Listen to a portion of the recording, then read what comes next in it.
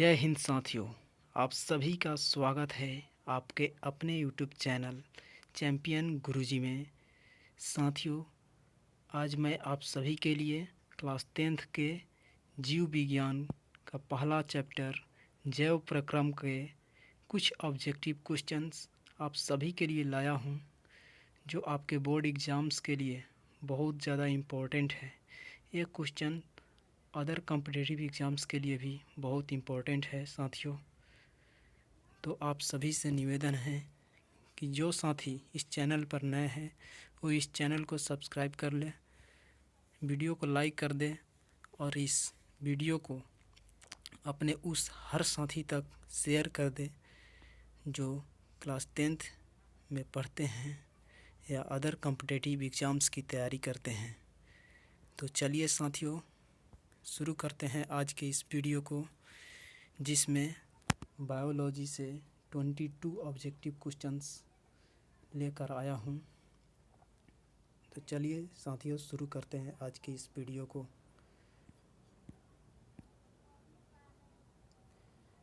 पहला क्वेश्चन है, कुटपाद किसमें पाया जाता है? इसका आंसर हो जाएगा ऑप्शन सी, अमीबा, यानी कि कुटपाद अमीबा में पाया जाता है। दूसरा क्वेश्चन देखते हैं साथियों, प्रकाश संश्लेषण होता है, यानी प्रकाश संश्लेषण कब होता है? तो प्रकाश संश्लेषण आप जानते होंगे कि सूर्य के प्रकाश की उपस्थिति में होता है। तो सूर्य का प्रकाश दिन में ही उपस्थित रहता है, इसलिए प्रकाश संश्लेषण दिन में होगा। ऑप्शन बी सही आंसर होगा। तीसरा क्वेश्चन है, क्लोरोफिल वर्णक का रंग कैसा होता है? तो क्लोरोफिल वर्णक का रंग ऑप्शन ए हरा होता है। आप सभी याद रखिएगा, क्लोरोफिल वर्णक का रंग हरा होता है। क्वेश्चन नंबर 4 है, रक्त में आयरन की कमी से कौन सा रोग होता है? रक्त में आयरन की कमी से कौन सा रोग होता है? तो इसका आंसर हो जाएगा ऑप्शन नंबर सी, यानी कि रक्त में आयरन की कमी से एनीमिया रोग होता है। उसके बाद आते हैं पांचवा क्वेश्चन पर। पांचवा क्वेश्चन क्या कहता है साथियों, कवक में पोषण की कौन सी विधि है? देखिए साथियों, ये सभी क्वेश्चंस पिछले एग्ज़ाम्स में पूछे हुए हैं, तो आप सभी अच्छी तरह से याद कर लीजिएगा। क्वेश्चन 5 कहता है, कवक में पोषण की कौन सी विधि होती है? तो कवक में पोषण की मृतजीवी विधि होती है। इसका आंसर हो जाएगा option number B. Question number 6 क्या कहता है? क्वेश्चन नंबर 6 कहता है कि ऑक्सीजन क्या है? ये 2013 में पूछा हुआ क्वेश्चन है, ऑक्सीजन क्या है? तो ऑक्सीजन एक प्रकार का क्या होता है? ऑक्सीजन एक प्रकार का हार्मोन होता है। अब क्वेश्चन नंबर 7 देखते हैं, मनुष्य में वृक्क संबंधित है, यानी कि मनुष्य में वृक्क किस चीज़ से संबंधित है? तो मनुष्य में वृक्क जो है उत्सर्जन तंत्र से संबंधित होता है। तो इसका आंसर हो जाएगा ऑप्शन नंबर सी। अब देखते हैं क्वेश्चन नंबर 8। क्वेश्चन नंबर 8 क्या कहता है, स्वपोषी पोषण के लिए आवश्यक है क्या? स्वपोषी पोषण के लिए क्या आवश्यक है? तो इसका आंसर हो जाएगा ऑप्शन नंबर डी, यानी कि स्वपोषी पोषण के लिए CO2, सूर्य का प्रकाश और क्लोरोफिल, ये सभी आवश्यक है। अब देखते हैं क्वेश्चन नंबर 9। क्वेश्चन नंबर 9 क्या कहता है, प्रकाश संश्लेषण की क्रिया में ऑक्सीजन बाहर निकलता है। किससे ऑक्सीजन बाहर निकलता है प्रकाश संश्लेषण में? तो इसका आंसर हो जाएगा 9 का ए, यानी प्रकाश संश्लेषण प्रक्रिया में ऑक्सीजन जल से बाहर निकलता है।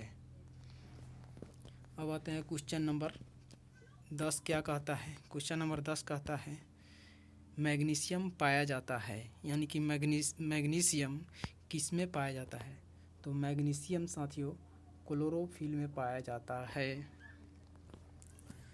अब देखते हैं क्वेश्चन नंबर 11, क्वेश्चन नंबर 11 क्या कहता है?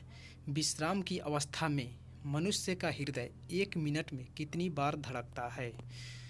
तो विश्राम की अवस्था में मनुष्य का हृदय 1 मिनट में 72 बार धड़कता है।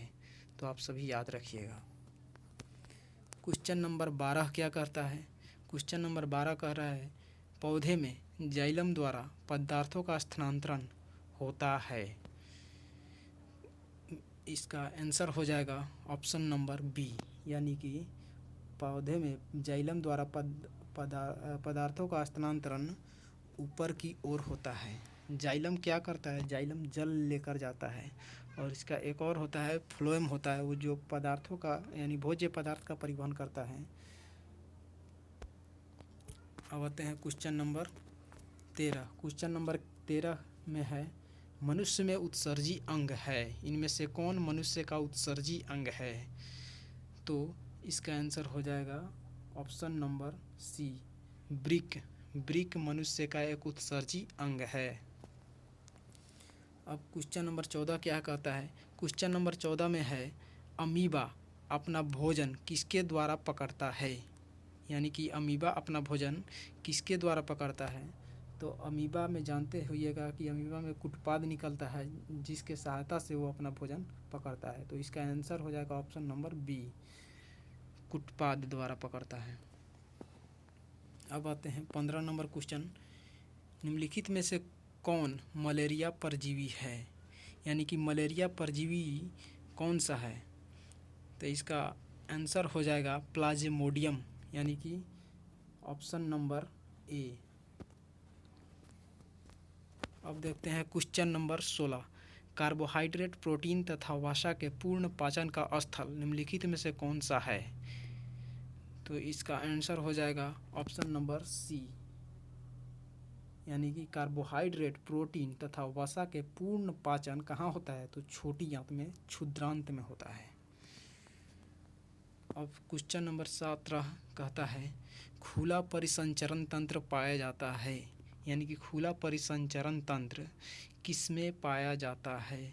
तो खुला परिसंचरण तंत्र साथियों याद रखिएगा कॉकरोच में पाया जाता है, option number C. Question number 18 क्या कहता है? क्वेश्चन नंबर 18 कहता है हमारे शरीर में कौन सा हार्मोन कार्बोहाइड्रेट, प्रोटीन तथा वसा के उपापचय का नियंत्रण करता है? तो क्वेश्चन 18 का आंसर हो जाएगा ऑप्शन नंबर बी, थायरॉक्सिन। यानी हमारे शरीर में हार्मोन कार्बोहाइड्रेट, प्रोटीन तथा वसा के उपापचय का नियंत्रण थायरॉक्सिन हार्मोन करता है, ऑप्शन नंबर बी। क्वेश्चन 19 क्या कहता है? क्वेश्चन 19 में है हरे पौधे में पोषण की विधि है, यानी कि हरे पोषण में पोषण की कौन सी विधि होती है? तो हरे पोषण जानते होइएगा कि हरे पौधे अपना भोजन स्वयं बनाते हैं, इसलिए हरे पौधे में पोषण की स्वपोषी विधि होती है, option number D. Question number 20। Question number 20 क्या कहता है? प्रकाश संश्लेषण के लिए निम्न में से कौन से कच्चे पदार्थ की आवश्यकता नहीं है? यानी कि प्रकाश संश्लेषण के लिए निम्न में से कौन से कच्चे पदार्थ की आवश्यकता नहीं है?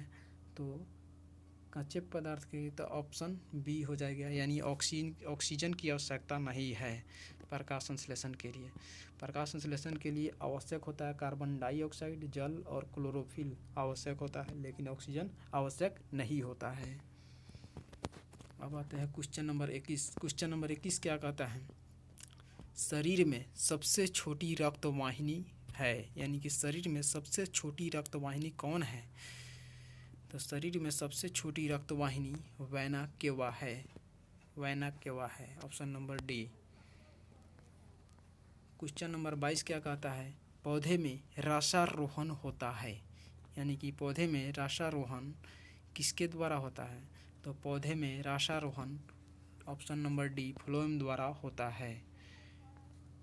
साथियों, आप सभी से निवेदन है कि आप हमारे चैनल चैंपियन गुरुजी को सब्सक्राइब कर लीजिए, ताकि जब भी मैं ऐसा वीडियो 10th क्लास और अदर कॉम्पिटिटिव एग्ज़ाम्स के लिए वीडियो लाऊं तो आप सभी के पास सबसे पहले पहुँचे और आप सभी वीडियो देखकर अपना पढ़ाई अच्छी तरह से कर सके। तो साथियों, वीडियो को लाइक कर दीजिएगा और वीडियो को अपने दोस्तों के पास शेयर कर दीजिएगा। धन्यवाद साथियों।